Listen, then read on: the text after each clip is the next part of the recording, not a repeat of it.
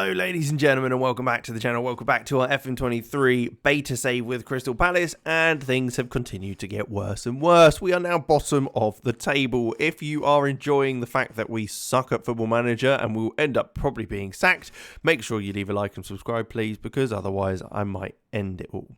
Now, with that said, am I optimistic against Nottingham Forest, who are sitting in 18th and we need a win against? No, not in the slightest. Why? Because we have been absolutely shocking, and I do not understand why. It's little things, like just passes that just don't go to anyone. They decide to just hoof the ball long. If I can work out where it was, because I can't remember what game it was now, but there was a game where Mark Gay took a free kick from the left-hand side of his box, his own box, right? All the defenders had pushed right up the field, effectively on the edge of the centre circle. And he launched it long. We lost the ball. One of their strikers was still in line with Gehi, so none of our defenders was anywhere near him. They just lobbed the ball over the top. He was through one-on-one with the keeper and put it in. What am I meant to do about that? Because I'm getting very frustrated and I don't know how to solve it. The other thing as well is we've changed tactic. Now, we've gone to a 4-3-3. I'm not going to show you that just yet because there are new signings that we've made for you to take a look at. But we've gone just straight to gegenpress. I mean, I was like, well, I'm going to just go to the old-fashioned route and see if that works.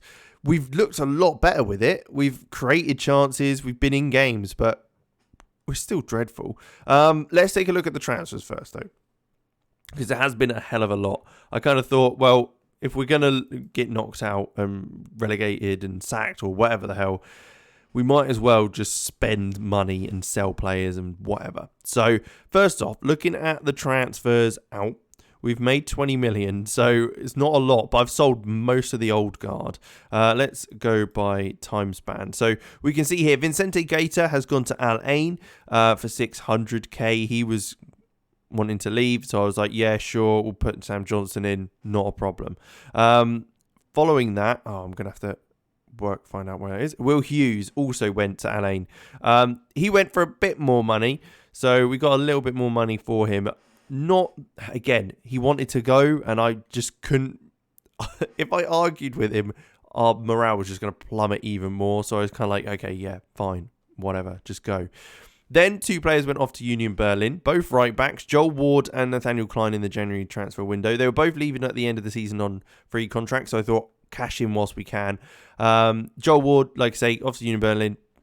Bit of a fan favourite here, so that didn't go down too well. And then also Nathaniel Klein went as well for 750k.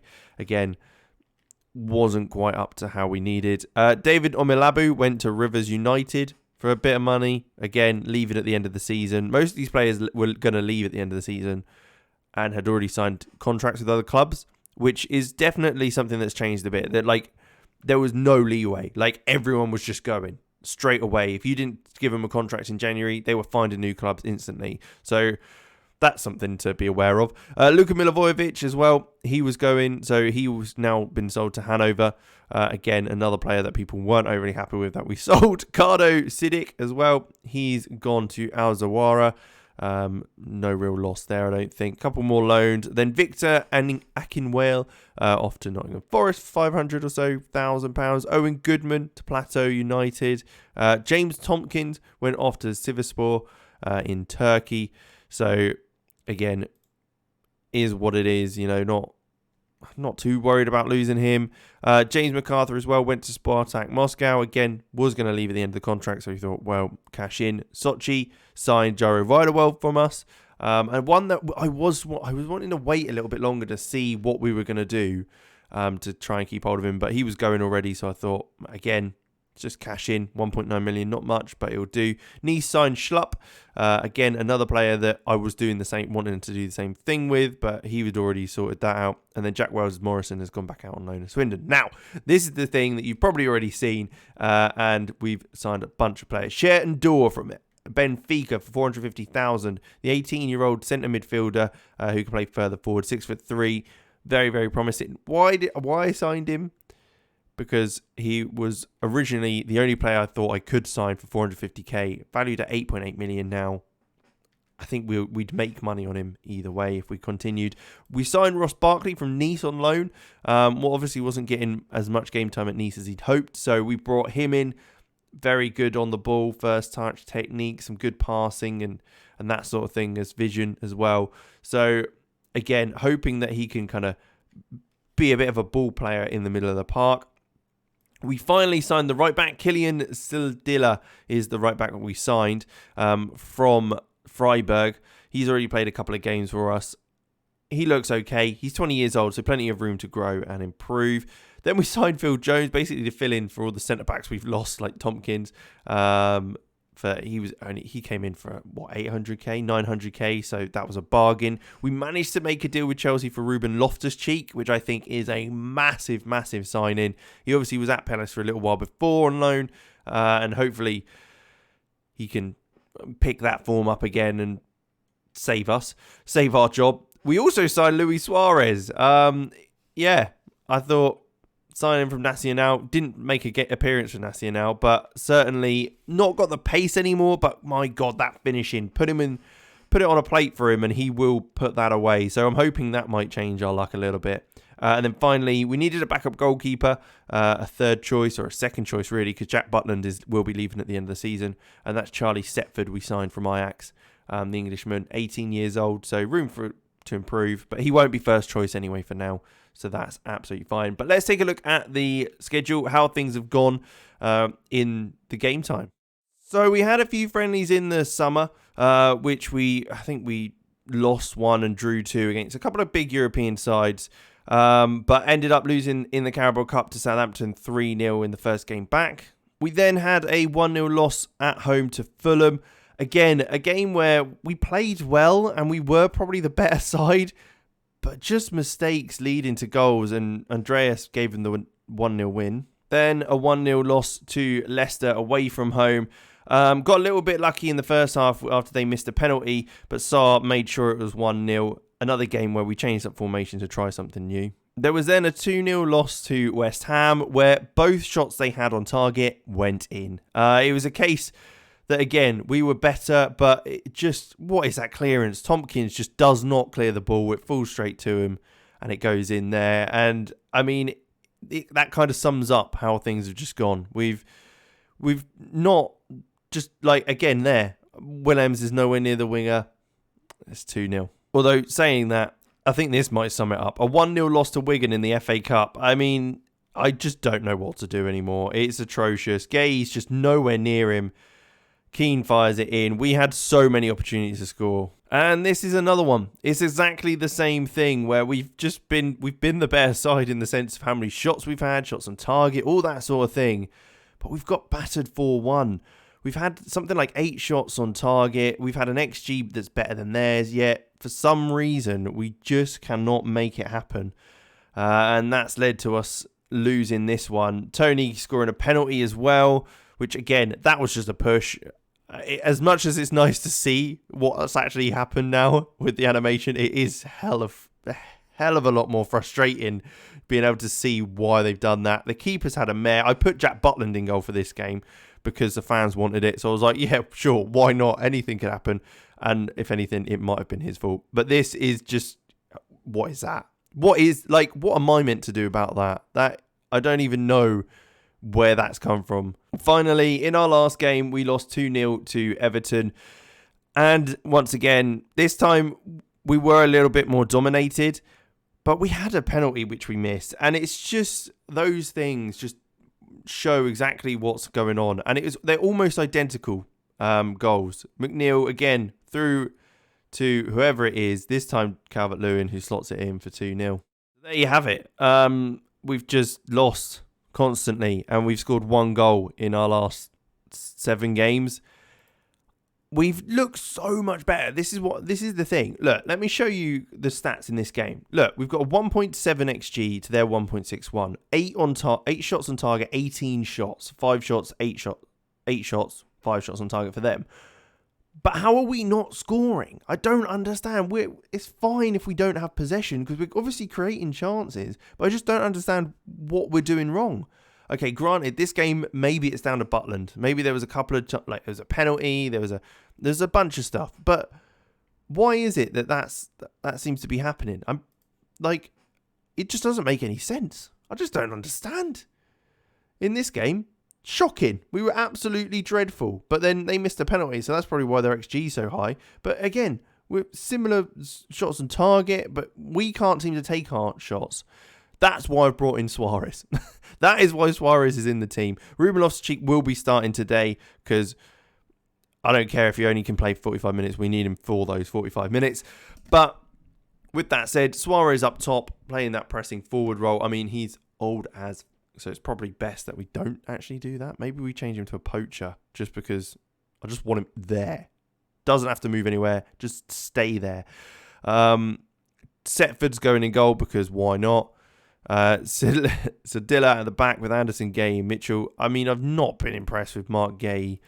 He is just constant mistakes. 72 to 81 million is what he's worth, but he's been absolutely shocking.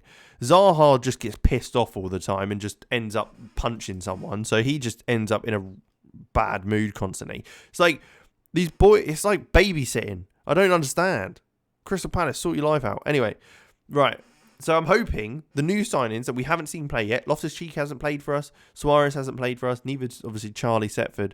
So we're going to just see how it goes against Nottingham Forest. We're playing a 4-3-3 Gagan Paris with a poacher up top. I don't know what to do, but I want something to happen this game. And I hate the fact that this always changes back. I'm assuming it's kind of like a buggy thing with the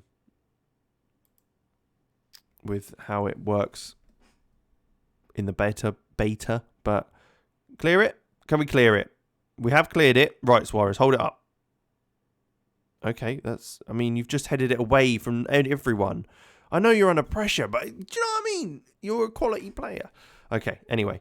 So ball over the top. Again. It's just every time. What is Gay doing? You're nowhere near the striker. The striker's making a move and you've just left him run. That's another point where I'm saying he's just shit in the game. Obviously, in real life, he's actually quite good. And I have him at my club easily. But he's just... maybe it's me. Maybe I'm telling them to do stuff that they shouldn't be being told. And... oh, my God. This is not happening, is it? What is that? Surely, maybe it's... I'm going to say his view was blocked. That's what I'm going to say. That's what I'm going to say. You couldn't see it. Couldn't see it when it came in. Setford just could not see the ball when it got played back. He's in fucking tons of space, and then it goes through or over the... oh, I'm going to get sacked. I've had 3 meetings with the board, and every time I've just gone, oh, we've been playing well, so just wait. Great. Yeah, no, that's great. Yeah, we'll just wait more and more. I mean, if that continues to work, then that's unbelievable, but I don't think it will. And to be honest, after this game, I'm expecting us to get sacked. So that could be interesting, and we'll have to move on once again as a beta save, because that's all I seem to ever have to do is just move on because I get sacked in the first one. Oh my God. This is only like the 7th episode, and I'm going to get sacked. Like here, again, look, we've had more shots. Why can't we score from the one shot we get? Because for some reason, our goalkeeper can't seem to just be in not a ghost. Elise, can you get it down from Eze's header? Yes, he can. Right. Let's see what we can do. Suarez, bit of quality. Doucouré, Eze, Elise, ball over the top. Suarez, can he? He's not going to get to that. He's way too slow. Okay, that's fair enough. Are we going to be able to deal with this? No. What is that? What is he doing? What is he doing? Please, someone tell me, what is he doing? He's just running away. There's no acknowledgement of where the ball's going to drop at all. He's not staying with the man or anything. He's literally letting him bring it down and just giving him 5 yards. Oh, dear God. Well, Loftus-Cheek's going to have to come off. Chair, you're going to come on because, sure, why not? We've had an absolutely atrocious forward line, so we're going to bring Lise off and Ebioe is going to come on. And we'll leave it at that for now, but I'll make changes if needed. But I just don't know what to do. I don't know how to make any sort of changes that will make any difference. Because, again, it just seems like just mistakes. Like, okay, maybe there's something going forward that I could do to get more goals, but defensively, we shouldn't be conceding the goals we are conceding. So we should be 0-0 draws. That's what I'm saying. But, right, from this corner, here we go. I have implemented corner tactics, so how's that going to go? Okay, that one didn't work, but we go again. We've got another opportunity, Eze, who launches it back to Mitchell. We're going to have to reset and get nothing from the corner. Yep. Everton are 4th place in the league and have a -1 goal difference. That is incredible. 23, 32, 47 goal difference for the top 3 clubs. But Everton -1 in 4th. Wow. Right, come on, Gay. Find someone. Eze. Okay, we're at home, boys. If you need any sort of support, the Palace fans are the ones to give it to you. But fuck me, it's just... Oh my goodness me, this is dreadful. We're in the 70th minute and I want to cry. And again. Okay, maybe that one's not so much. Maybe that one, it was just a lovely ball over the top. Let's give him that. Let's give him that. That's fine. But this is just shocking. Like, Edouard, come on. Mateta, come on. I don't know what I'm doing. This is just all over the shop. All over the shop. With a couple of minutes left. I mean, we've seen... Eze, ball in. Edouard, can you get the header? Oh, and he's hit the bar. I mean, that if that sums up everything, that does... It just... Oh, my God. Oh, God. Why? What, like...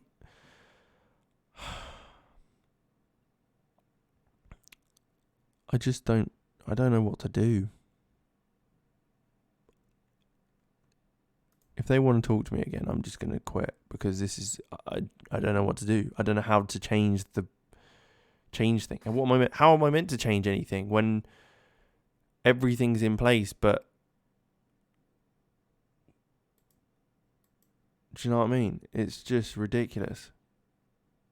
So again, look, fucking Jesus Christ. I'm not going to refuse to attend. I'm going to attend. And I'm going to try the same thing that I've done every time, which is, I think it looks worse than it is. We've played really well, but the form table doesn't show that. Stick to the plan and everything will work out fine. We recognise on that the form table, we believe it is important to stay on good terms with you. I reckon, it's a funny feeling, that might be a bug because there is no way I should still be in this job. No way on earth should I still be in control of Crystal Palace at this stage of the season. We have, 16 games left of the season. Yes, it's still possible to get out of relegation zone, but we're rock bottom with no sign of improvement whatsoever. We had a stint where we had a few goals.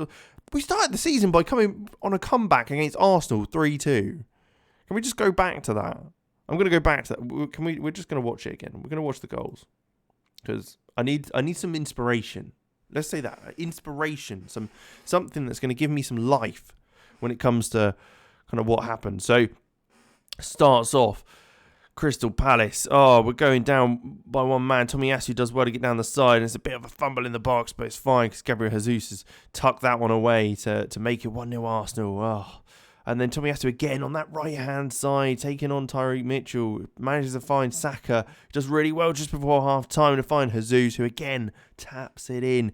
But what happens at half-time? We fight back. We do what we can. Jeffrey Schlupp receiving it into Milivojevic. 2 players that have left us now. Over the top to Mateta, whose touch is incredible. And then fires in. Again, I'd be fucking pissed if they were my centre-halves, because that's what they've been doing this season. Eze from the corner, though, goes up. Gay not able to reach that as it comes back out to Eze, who fires it back across to Milivojevic, who shoots and it absolutely rifles in off the crossbar and into the back of the net. Then we get a penalty, and he dinks it into the right-hand side to make it 3-2. What a comeback. What a win. The only other game we won was a rivalry match against Brighton where we smashed them 4-1. But again, I don't know what I did that game. Because we played that game exactly the same as every other game, yet for some reason we just turn up. The same with the Bournemouth one.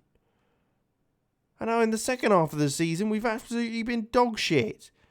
Well, what you'll either see next is me being sacked or the end of the episode, because then we'll be coming back for, I don't know, maybe the Fulham game. We were sick. Leicester. We'll come back in Leicester because that's who, obviously, we're rivals with at the moment because we're rock bottom. Or I'm sacked. Either way, I'll see you in a bit. Thanks for watching. This might be the ending. This might not be, but I'm going to say like and subscribe so I don't have to do it again if I do. Bye.